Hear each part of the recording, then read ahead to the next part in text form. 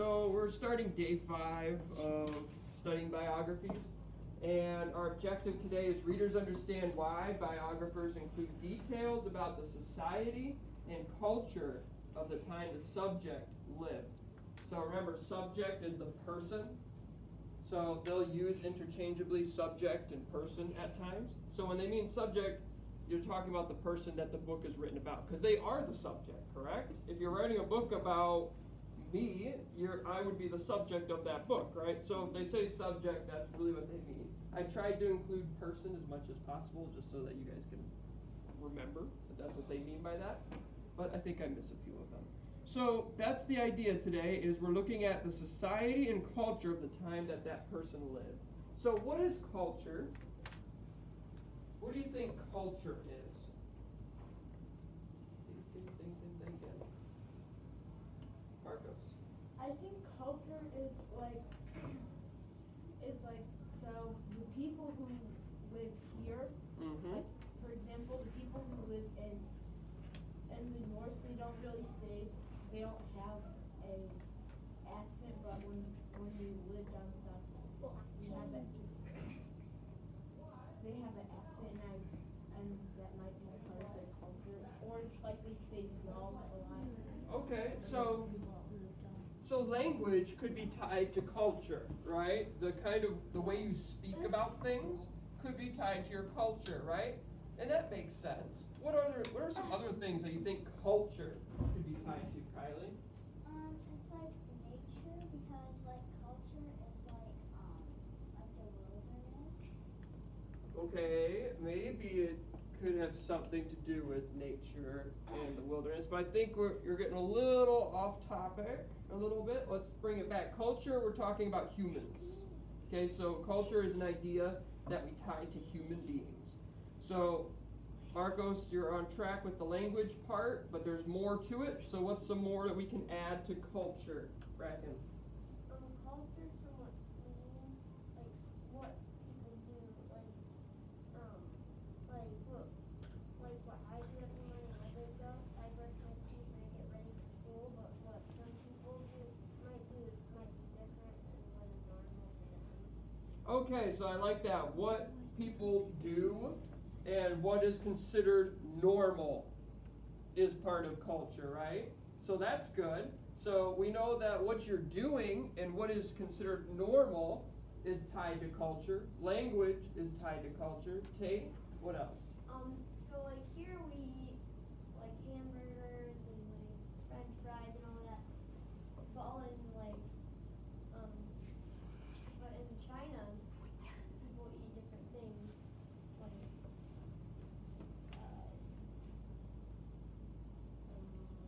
Like chicken fried rice. Rice, yeah, is a big one. Yeah, Tate, that's actually very good. So culture also can be tied to food. You can look at the food that a person eats and be able to associate them with a particular culture. Now, it's a little hard in America because we've got Chinese and Mexican and all these different kinds of foods that we can pick from, right? So it's a little harder to say, oh, they must be from this culture or this heritage, right? But you are correct that culture can be tied to food, what you're eating, what is considered a normal meal in your family or a normal meal for people in your country. Okay, so let's see, how big can culture be? How big or how small can culture be? I don't know if you understand the question, but hopefully you kind of understand. Amelia, you had your hand up. What do you think? How big or small can culture be? Well, it can be. Let me think about this for a minute. Think about the question in my head a little bit.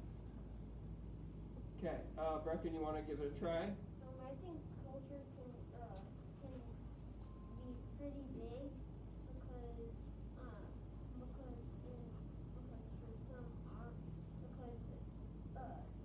you could if you drove down the city and you just took a drive down the dirt road, you might find some moms who don't believe in electricity and stuff.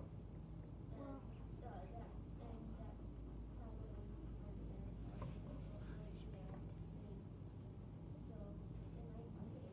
Yeah, so Brecken identified a culture, Amish culture, right? They have, and that's largely based on what? How is their culture, like what they do? Remember, because we talked about language, what they do, what they eat. What is their culture tied to? What controls the culture or the way or what's normal in their life? What is controlling that? Marcos? Kind of like natural mystics, that makes sense. Like how Brecken says they don't believe in electricity, that means they probably use more natural ways to have like light happen. I like that word belief. It's their belief system, right? It's their religion. It's what they believe to be right. So that is what's controlling their culture. That's why they don't use electricity. That's why they don't eat certain things or, they act in certain ways. It's because of their belief system. So that can be part of your culture. Your religion, what you believe, can be part of your culture and influence or control what you do. So let's think about some more cultures. So Brecken has brought up the Amish.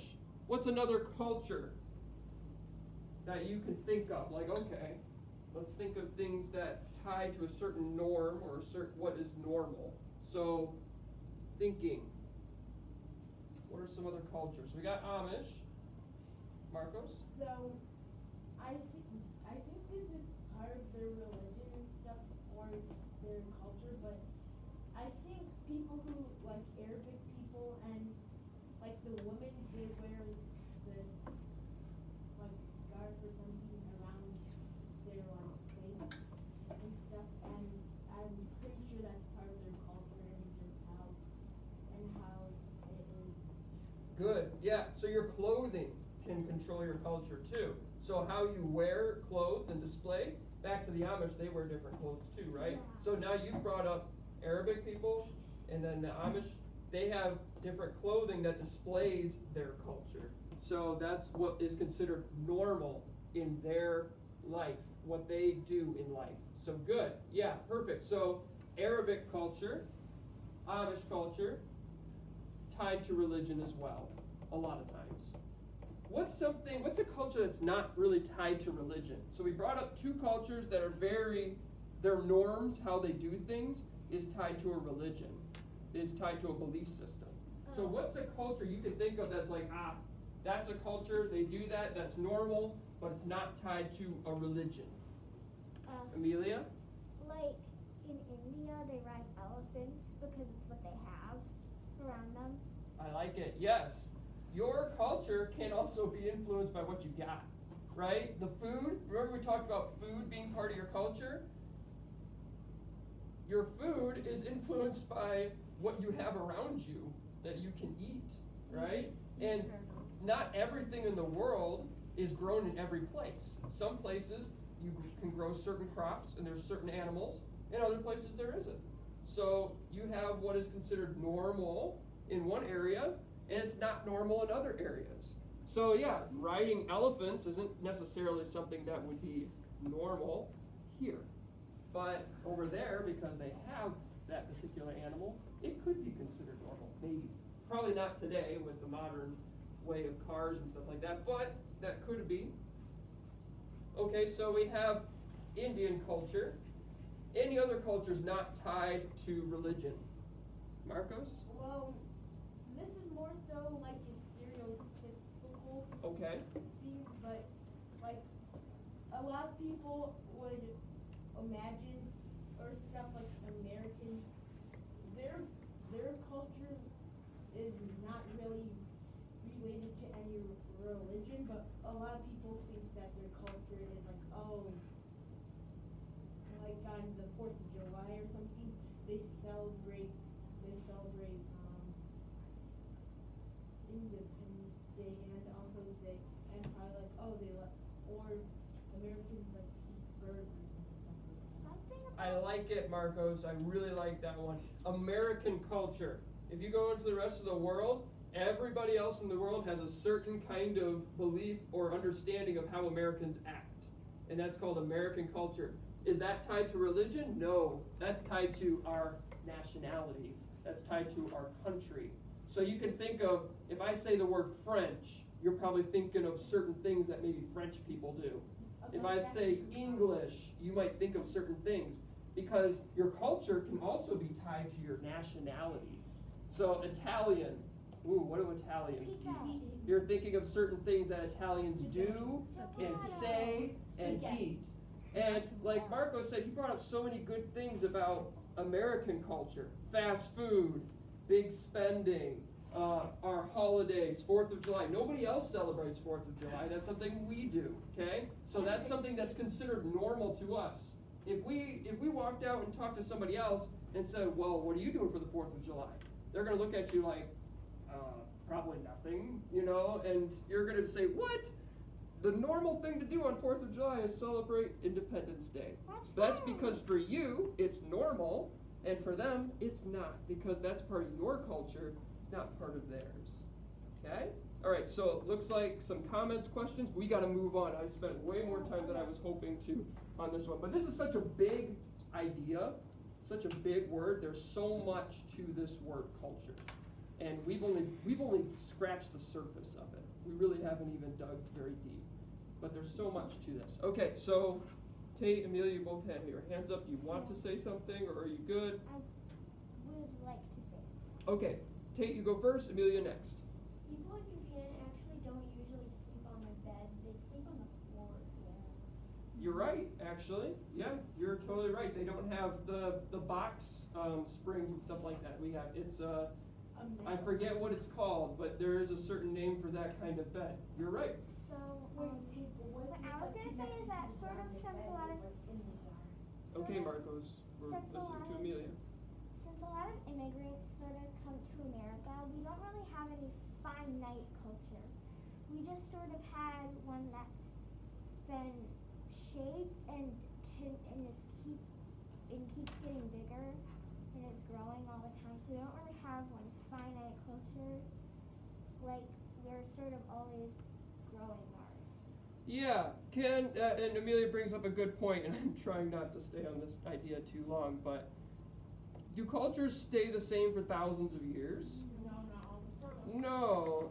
Some things can, you're right, some things can, but they do change too. They change with the times as well. Things will change. And that's because of what is culture? Culture is what is considered normal for you guys. So what is normal to you?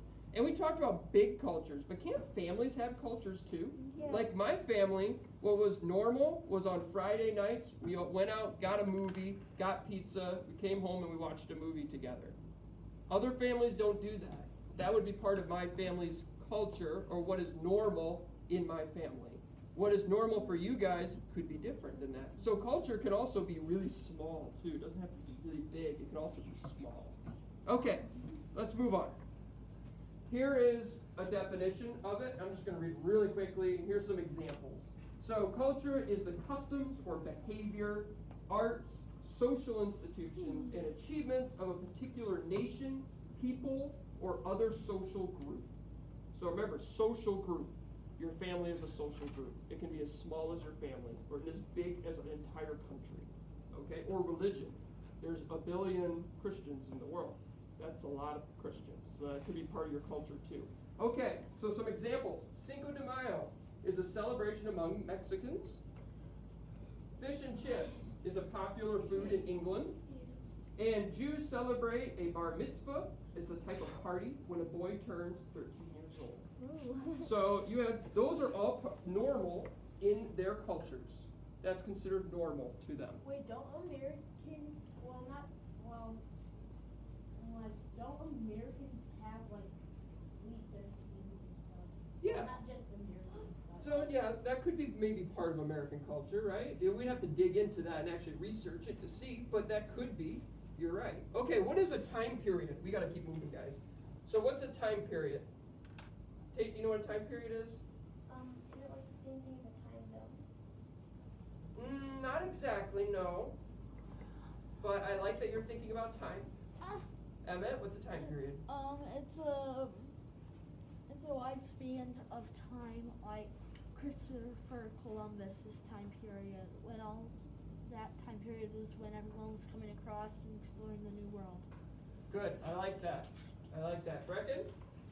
Time period basically, like, say, like, you can divide it up in different sections, like 20, like 5 years, like, say, 20 to 20 years time period, and then it's a new time period, like 2021. I like that. Yeah. So time periods are times that you can divide into sections. And there's no rule on it. You can divide it up by years of 10.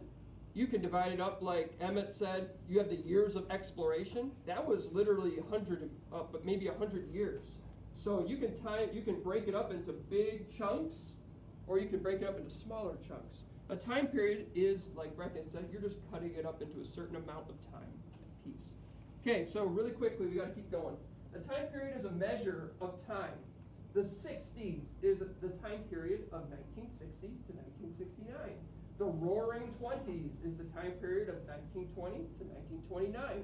So those are time periods. Those are names that we give to that. And as Americans, we pretty much did that for every decade. The 70s, the 80s, the 90s. Okay, so we've done that for all of them. Well, yeah, they don't do it. The worst year. Identifying a time period. So in the next few slides, we are going to look at the text of a book titled The Legendary Miss Lena Horne and take a close look at the images and think about what time period this story takes place in. We're going to have to do this very quickly because we're going over time. So we're just looking at the pictures. So thinking, what time period is this? Thinking. So we're looking closely. We're not going to talk about it just yet. Okay, we'll go through all the pictures to save time. So looking closely. Okay, moving on to the next picture. Looking closely.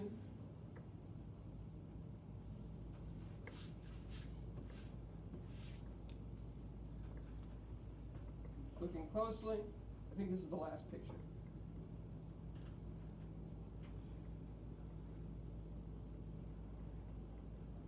All right.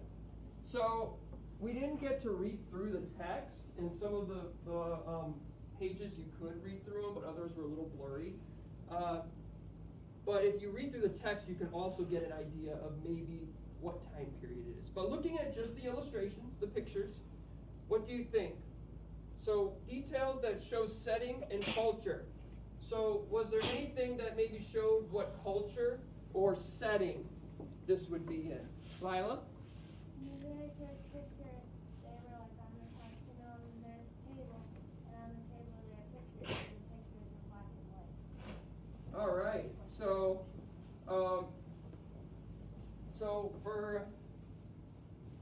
we see that there are black and white pictures. What does that probably tell us? Marcos, what does that probably tell us? Well, I know it's not really old because, like, for example, people around, like, if you would say, like, the Wild West times, they did not have any, like, they didn't have, like, sweaters and stuff, and the father had one, so I'm guessing around like, the late 50s, or around the late 70s and late 60s, around that. Because still in like the 60s and 70s, they didn't really have color pictures. Okay. So Marcos is saying maybe it's in the 50s or the 60s, and he also looked at their clothes. So he saw that the dad, we're assuming dad here, was wearing a sweater. And like Marcos said, we know that it's not super old because we can't recall any people wearing sweaters in a much older time period. So this must be somewhat close-ish to what time we live in, because we wear sweaters even today. But, like Marco said, we also know that Lila pointed out there are black and white pictures. We have pictures in color today. So it's got to be at least a little bit of a distance from our time period, right? Okay, so why is it important that the author included time period details? So why is it that, obviously this is about Lena Horne. Horn? I can't remember. I think it was Horne. why is it important that when the author is writing about this person, they include time period details? Tate. If they didn't, and then the pictures looked really modern, it was like a really old, like a long time ago time period they're writing about, you'd be like, oh, this is probably pretty modern. Yeah, so it wouldn't be accurate. So we wouldn't have accurate information.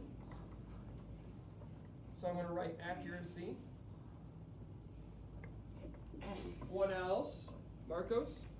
Like if they turn one of the Back to the Future books the Back to the Future movies into like a book series, then you really wouldn't be knowing what's going on. Because like you go from having a modern day setting to like a older one. Okay. And also it helps people know what the book is based on. Okay. So what the book is based around.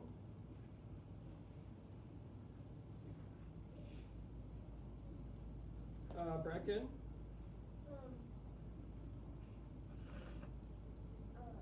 I feel like it's what you learn for business connections,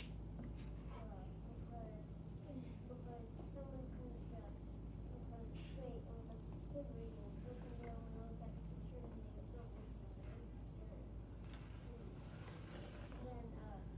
And then you see someone wearing a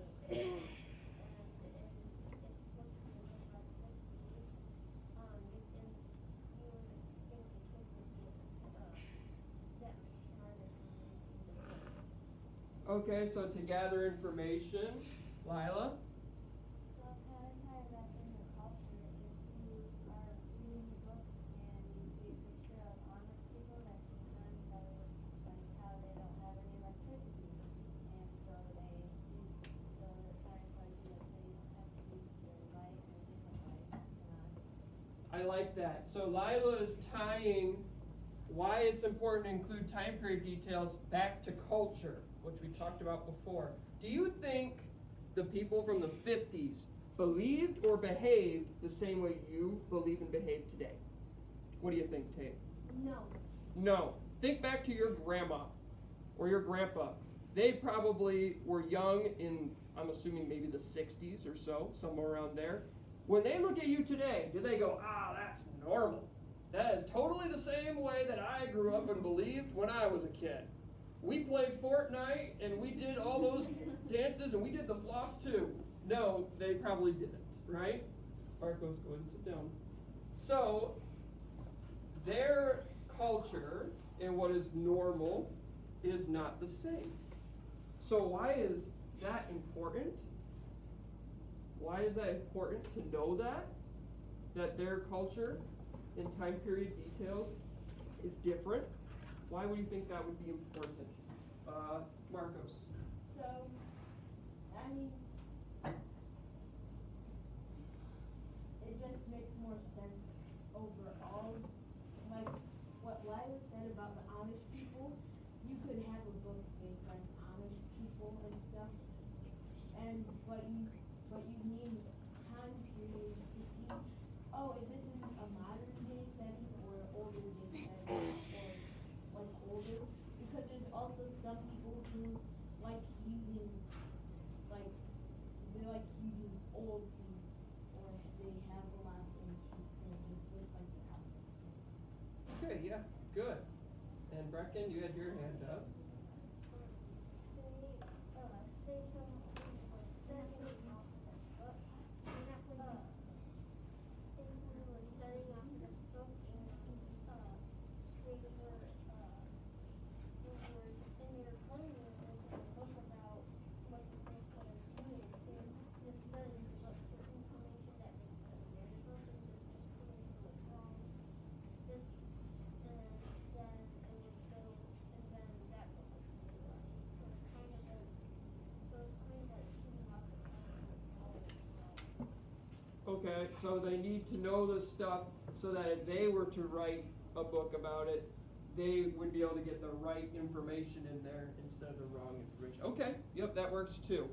And one more thing that I think would be important to include here of time period details. Let's go back and let's think about something that would be totally normal during another time period, but not normal today. And so something that I think of is, let's go back to maybe the civil rights, since we talked about certain people and that sort of thing. Remember the book we read about it was called Whitewater, and it had that drinking fountain that had black and white. That is totally not normal today. But we know that because it's in an older book, right, it's supposed to be a different time period, we understand, right? When we read that book, we can change our thinking and go, oh, wait a minute. Yes, that's not normal today, and yes, that seems really weird, but I know that this book is about a different time, and during that time, those people thought it was okay, thought this is normal.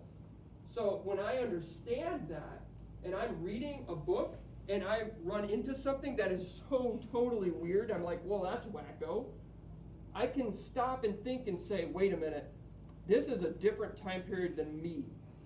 And so for them, the person I'm reading about right now, in their head, when they were alive, that was totally normal. Or that was considered okay. Even though, in my mind, that is so weird, or that is not okay. Okay? So that's why it's important to also understand time period and culture, because culture changes and time changes too. All right, I'm going to have to stop right here because I've gone way over what I've wanted to do today.